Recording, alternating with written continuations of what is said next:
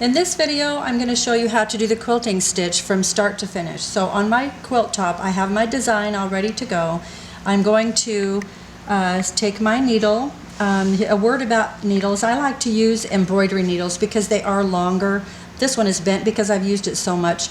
You can only use them so long before they really break, but I like embroidery needles because they're long and I can take a lot of stitches and they have a longer eye, which makes it a little easier to thread.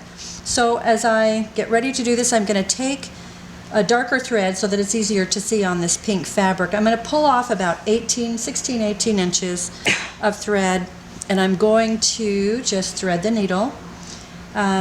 When I get ready to make this knot, I know there's a lot of other different ways more modern ways to make a knot, but I like to do it the old-fashioned way where you meet them together, roll it around your finger and roll it off the end of your finger and pull, and you end up with a little tail that we will cut off, and this part will be stuck in the batting.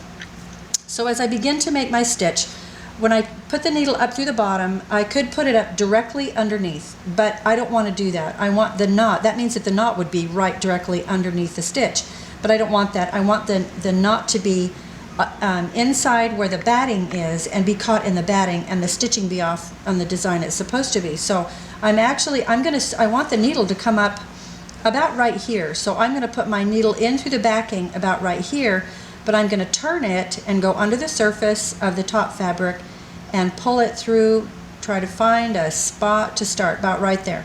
So I'm going to pull this through, and now the knot is about right here where I pulled the needle through. So I'm going to tug on this and rub with my left hand on the backing, and it pops. It'll go through the batting, through the backing into the batting, which is where I want it. So now I'm ready to start. Okay, so I'm going to start with my thimble. I like to use a leather thimble with this plastic backing on it to start for my thumb. So I'm going to take one stitch, put the needle behind where I just came through, and I'm pushing the needle all the way through to the bottom fabric where my left hand can feel the point of the needle, and it will help to guide how big or small the stitches are going to be, and it will help me to gauge where my stitches are going to come out. So I'm going to pull it through, and my needle is going to come through the top. So as I pull this is my first stitch. Then as I begin to make my stitches, I can feel the needle on the backing fabric and then turn and pull it. And I usually like to take, as I'm beginning, I usually like to take 2 stitches at a time because it goes faster. But when you're going around sharper curves, rounded edges, things like that, you will want to only take 1 stitch at a time so that your design is a better design. Now I got a bubble right here, and every time you see this, it means one of the threads was pulled tighter than the others. You want to catch this as quickly as you can because you don't want to end up all finished with your quilt and find those little bubbles all over your stitches. So try to catch those as often as they happen. So we're going to go around the design. Now when you put your design on the quilt, if you don't get the design with your pencil exactly as you want it, it's okay because your stitching is actually what's going to be seen after your quilt is washed and you end up with the final product.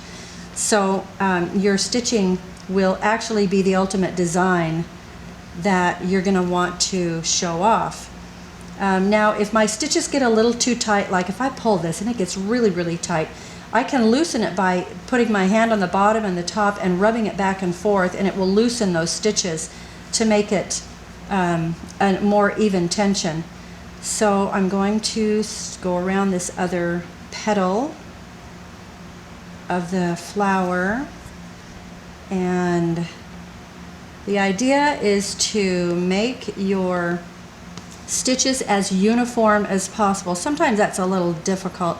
Now I'm going to go around the top edge of this, and this thimble won't work, so I'm going to switch to my other thimble, which is a leather thimble with a metal center, and it will help to push the needle through at different angles so I don't have to get up and move all over the place. So we're getting closer to the end of my thread. I want to leave about 3 or 4 inches at the end of my thread so that I can tie a knot with plenty of room and not be lacking when it comes to having enough thread to tie the knot. So I'm getting a little bit closer, and when I tie this knot, I'm going to tie 2 knots, not just one. I have found that if I do just 1 knot in it, it will come undone, and I don't want that, because then that means all of my stitching comes undone. So what I'm going to do with this last one is, this is the tie-off stitch. I'm going to put a tiny stitch right here and pull it through, and I'm going to put the needle through it. Now there's a loop right here, so I'm going to try to pull that to be even. So I'm going to pull this through, and I'm going to go through it one more time, but I'm going to go this way, and I'm just going to grab just a little bit of the top fabric, really small area right there. I'm going to pull that through. There's still a loop. I'm going to pull that through again, and there is my knot. If I pull it tight, now that's going to stay secure.